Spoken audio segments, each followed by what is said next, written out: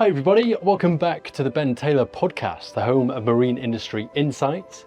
This podcast is brought to you by Superyacht Services Guide, a worldwide trusted directory of superyacht services, and you can only be in it by a captain's recommendation, so you know they're the real deal and they can support you.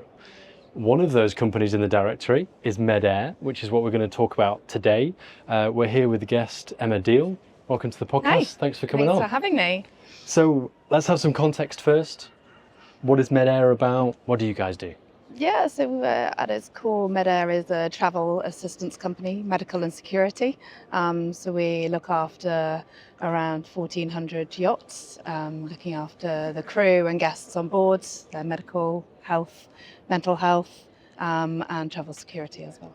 Right, and you've mentioned about three massive topics in the industry already. But so as MedAire, you're also kind of beyond yachting as well. It's quite a massive organisation. Absolutely. And then you have kind of a specialist branch which is for yachting. Yeah, absolutely. So I work in the luxury yacht division of MedAire. MedAire is the aviation and maritime arm, if you like, of International SOS. International SOS is the world's largest medical and security assistance company. Right. Pretty busy at the moment with everything going on in the world. Sure, But yeah, so I personally work in the yachting side. Right, okay. And what's the kind of typical situation? Why do you guys exist? What are the kind of the core bits of remote medicine, and why is it so important? I suppose it's the obvious, but just a bit more detail would be good. Every day is very much different from the day before. We really exist as a risk management company. So our role, if you look at anybody that enjoys yachting, they have one thing in common, and that's exploring what's beyond the horizon. They're not happy to just stay in the cave. You want to adventure, and adventuring is not without risk. Whether that's planning some epic adventure to travel the globe, or whether you're somebody whose health is not particularly great and you'd just like to go a little bit down the coast. Yeah. Risk looks different for everybody. And our role is really to help look at those risks, help mitigate them, and let everybody go off, explore what's beyond, and come home safely at the end of it. Yeah, so I suppose there's then a bit of a peace of mind of whoever's on board and kind of enjoying it, and then the crew side, peace of mind for them. But then also from I suppose it's also risk mitigation. So when it comes to insurance, when it comes to the reality of things that can happen on board, because that's a reality. Yeah, 100%. And it's peace of mind, yeah. The more that we can support clients with their planning and their preparation, the better the outcome is likely to be as well. So it's really just helping people to understand what those risks are, where they're going, whether that's from a medical perspective, understanding, what vaccinations the crew need to have, planning in advance to make sure that those are in place. We're not sending somebody off things you don't think about. You just kind of, let's go to that country. That'll be fun. Well, let's make sure it's safe. As long as you're allowed in, because you've got the right bit of paperwork, etc. But also, what is going to happen if there is a medical emergency on board? If we got the right people in place, have they got the right training, have they got the right equipment, and do they know who to call? And then at the furthest end, if they are needing to be seen shoreside, what are those facilities like? And is it somewhere that we can actually have treatment, or do we need to get them evacuated for further treatment elsewhere? Yeah. So when there's this point was really interesting when we were talking about it. The destinations that these yachts are in are not necessarily fitted with top facilities that could give world-class treatment. And so when things do go wrong, actually part of your scope is to say, well, is it like get somebody stable and then transport them, or are they sufficient facilities in the area, and working out all those logistics when it's time critical, when it matters most. That's also part of your remit. Absolutely. So we pride ourselves. We've got a network of around 90,000 providers globally, and that's everything from air ambulances, security specialists, medical correspondents, dental clinics, physiotherapy, CER centres. So we vet around 10,000 of those are what we call managed in our network. And that means that we send a team to go and audit. So when a facility says, yes, we have a CT scanner here, we know when it was last serviced, we know that, you know, the hours of operation. So we can be really confident when we send somebody somewhere of the capabilities. And likewise, when it's not somewhere that we would recommend that they go, that's equally as important. And it takes a lot of effort to maintain a network like that, but it's really crucial to make sure that we're sending people to the right places and setting the right expectations. As you rightly said, not everywhere that these yachts are going have excellent facilities that we would expect, you know, in a Western civilized world. So it's really difficult to have that conversation when it's an emergency, whereas beforehand you can have that, set those expectations. You know, yes, there is a facility on this lovely island you're going to. However, it's not got anything. You know, there's no imaging. They can't do the tests. It's basic. It's very basic. It's stabilization. 100%. Yeah, and I suppose with a lot of the expedition yachting and going to exciting, wonderful places, you're like, well, if you go to Antarctica, then there's going to be less facilities than, you know, off the south of France. It's going to be different, but you need to know that you're supported and safe in the middle of the Caribbean or transatlantic, all that kind of thing. Like, you need this because of crew welfare, but then also guests. They're going to be pretty important people on board that are used to very top service, especially when it comes to healthcare. So that's where the expectation is, and this allows yachts to actually. And I think that's one of the things that's almost most challenging in our role is having to set those expectations. And one of the questions least asked, but probably the most important question, is what does the owner expect to happen if there were to be a medical emergency on board? And it's got to be like the last thing they want to think about. Let's get a yacht. It'll be great for recreational time, turn off, whatever, relax. Probably one of the last things is, well, what happens if I have a medical emergency whilst on board? And it's very easy for them to assume, saying, well, I'm on a super yacht, I'm going to have excellent medical treatment, when actually the reality might be different. And so MedAire kind of facilitate that disjoint and make sure that it is up to their expectations. A huge part of our role, and particularly for myself and the team, is understanding the risk appetite of the owner and their expectations. And we can do everything. If they want to have a doctor able to come and see them within 5 minutes, that's no problem. We can do that. We can place the doctor on board for the duration of their trip, and they can be as discreet as you like. But we can do all of that.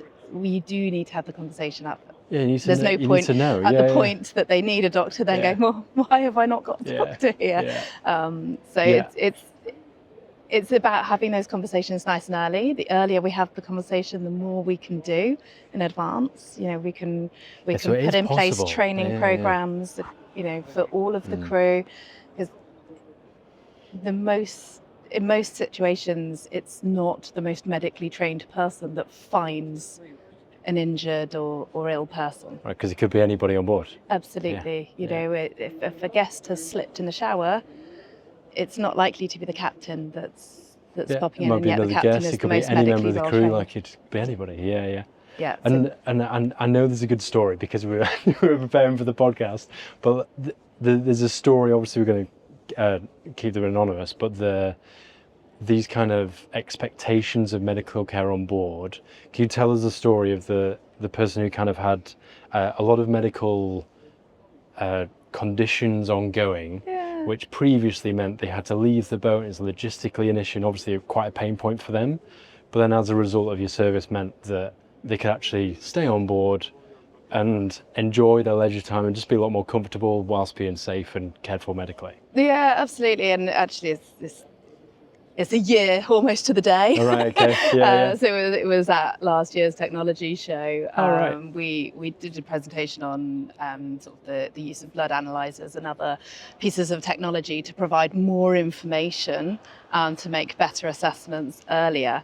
And a lot of this equipment can be carried on board. And this particular captain, the owner is elderly, has a number of medical conditions that require regular testing, regular changes to the medication. And after last year's event, they decided to purchase some of this equipment to be able to take tests and analyze on a regular basis. They invested in bringing a physician on board to be able to do that. And where in previous years there'd really seen quite a decline of the owner's health over time, every time they would go into hospital, they'd come back just a little bit less well than they had going in. A little bit stressed out, a little bit. Absolutely. And they'd not really been able to enjoy their yacht. And that's why you get a yacht. You want to go out and you want to enjoy it. And purchasing the equipment and changing the way that they could then proactively monitor, tweak, make changes to the care plan and the treatment that was being provided, allowed for their first uninterrupted guest season in as long as he could remember. And what a difference. What a difference. That's what we're trying to do, right? I bet everyone was happy about it as well. Like, obviously them personally, but then like crew logistics and logistics and moving around, going, well, we need to go here for an appointment and they've got this facility. You don't buy a boat to have it sat there, you want to go off and you want to use it. So that was a really nice story for us to hear, because just thinking about things in a bit more of a proactive manner really made all the difference. Yeah. And this brings us wonderfully on to, I'm going to say, vital signs monitoring. Yeah. And so what is this? We're not going to get it out and kind of go into all the details, but what it's about, what is this solution? So at its core, vital signs monitoring is taking vital signs, so blood pressure, respiration rate, etc., and transmitting that to people that know what they're talking about. So in our case, the data goes through to our medical team.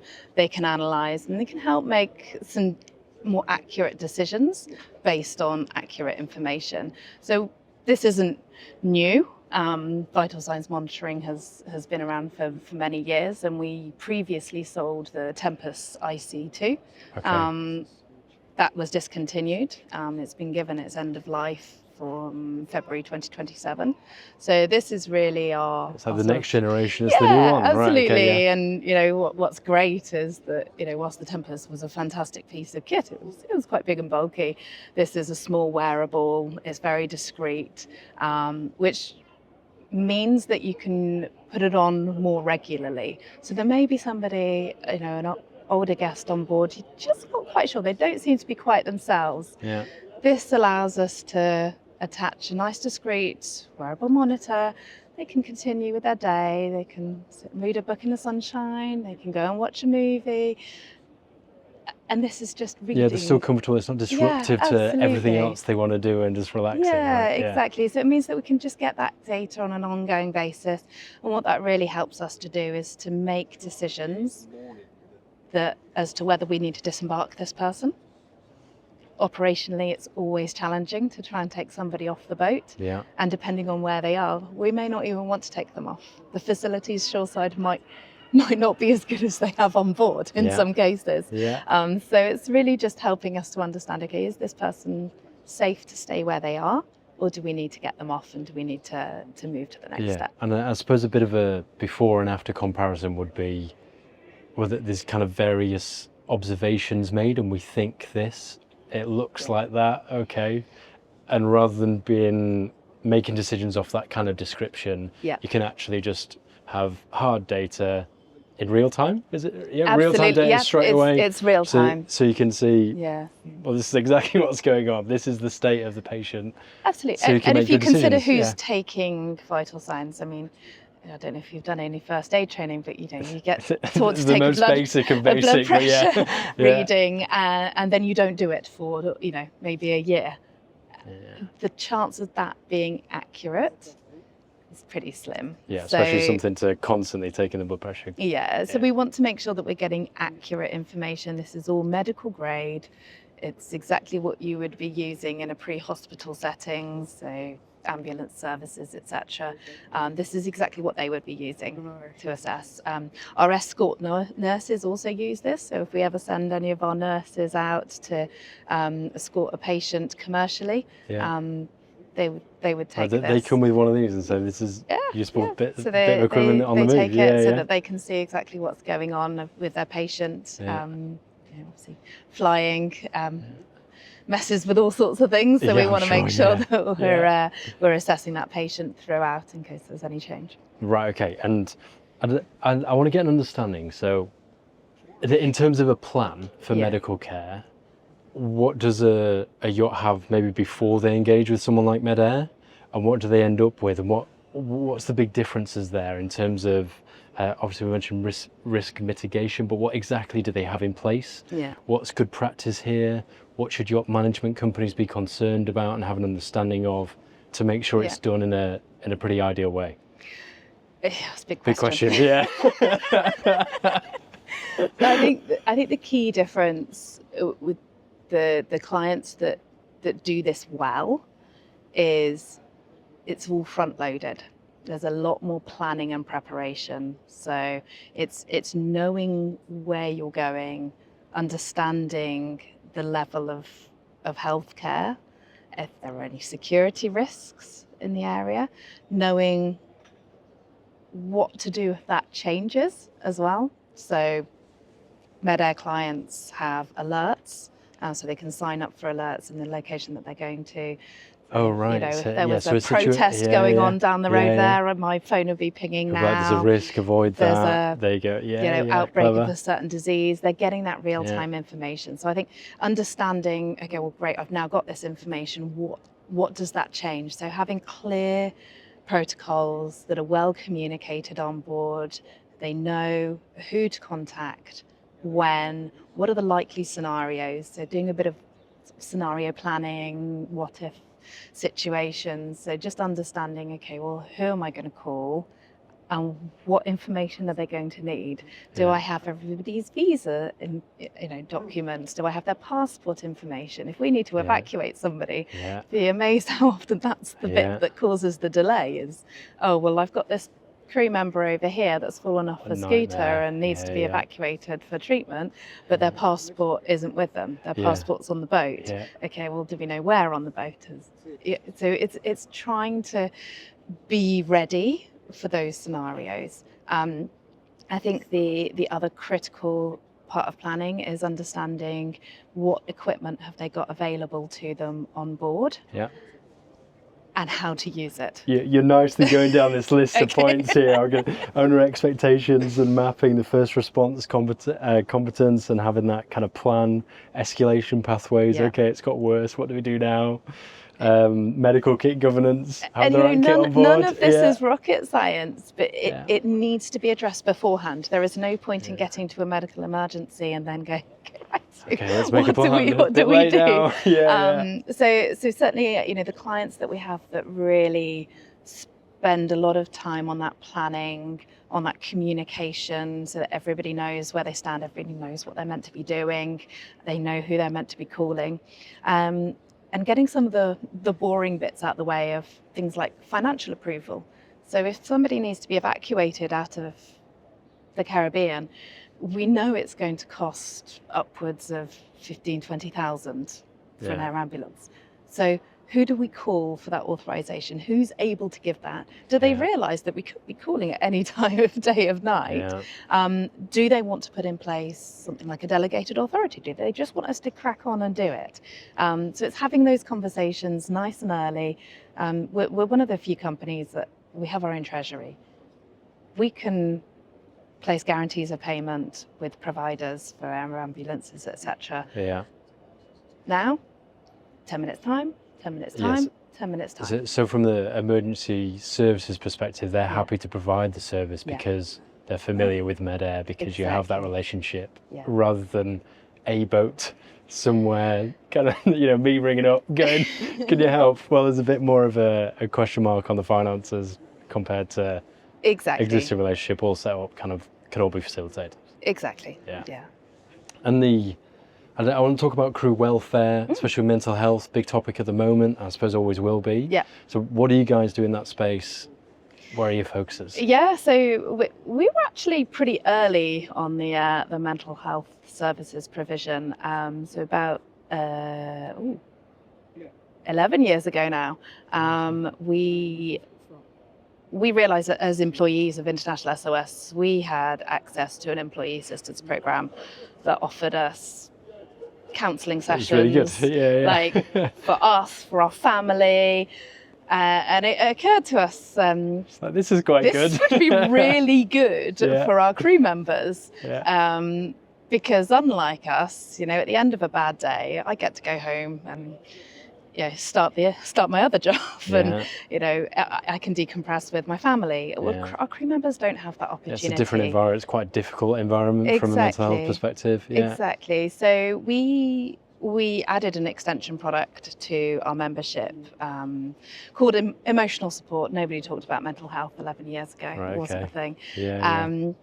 And it does exactly that. It provides, it's the same number. So they call in, they speak to our medical team, and that's really important from a triage perspective, because there may be some medical symptoms that we also want to be treating at the same time. They will then be referred to a counsellor, and they will get 5 sessions per incident, per crew member, per year. So pretty much unlimited. Right, okay. But it's a really good starting point. So that rather than feeling isolated and being, where do I go for this? Where's the support? It's at least something, and actually it's quite extensive by the sounds of it. Absolutely. So those 5 sessions are pre-authorised. So we're not going to call anybody for authorisation. The crew member's going to have confidential access to professional counsellors. And that can be telephonic, it can be in person if they're in the right area, and that happens when they're on shore as well, so when they're on rotation. And that's really important, because then we can start being proactive again. So imagine a situation where somebody's gone home, perhaps there's a bereavement in the family. As they start getting to the point where they're going to have to come back to the boat, that anxiety level is going to be increasing. So what about starting your counselling sessions whilst you're at home? And then you have continuity once you get onto the boat. You've got that same counsellor, that same point of contact. And we can start having a far more structured approach to making sure that somebody's mental health remains good, rather than waiting until I think they have a mental health issue and then trying to address it. Yeah, and proactive is quite a nice term, because then you can preempt what's likely to happen, manage it early, and so it's more like preventative rather than reactive. Of going, okay, it's a terrible situation. Well, how can we prevent that from happening in the first place? And then it's continuity for everybody, for the crew member, their welfare is better, but also from crew management, from owner expectations, everything. It should be smoother, so you get happy stakeholders everywhere. You make a really good point there, Ben. Like the operational consideration of having crew members with poor mental health or mental health issues is significant. And we know from our data that you're far more likely, I think it's about 2/3 more likely to have to disembark somebody because of a mental health issue than any other medical consideration. Because you just have to get them off. It's not a safe place for them to be. Whereas if we can start nice and early, and we can put in place and those the crew measures, retention is going to go up. That's better for everybody. Like that works. The captain's not having to suddenly replace a deckhand, a stewardess at last minute. Trips aren't affected at all, and we can try and make sure that operationally that's better. Yeah. And so, closing question. Cool. Hope it's not as long as my question earlier, but I think it's just a really clear question around what's the question that people should have in their head as like the first question they should ask. So they're thinking about medical care on board. What's that number one? Is it kind of this turned into a big question. Is it what do we do if something goes wrong? Is it who we're going to call? What's the one question that yachts should have in their head when it comes to medical care, and what should they have in place? I think it actually goes back to that expectations. Okay. I think everything hinges on what does the owner, or what as a charterer, what do they expect to happen, and do we have everything in place to make that a reality? Okay, yeah. And if you don't, that's when, consulting with people like ourselves to just understand, okay, what's possible, what can we do here, and how do we do that? Perfect. Emma, thank you so much for coming on the podcast. Thanks for having Very me. Insightful. Really nice. Wonderful speaking to you. Thank you. Everybody, if you enjoy content like this, make sure you're following here to see plenty more of it. This podcast was brought to you by Superyacht Services Guide, a worldwide trusted directory of superyacht services. MedAire are one of them. And all being well, we'll see you again on the next podcast. Bye for now.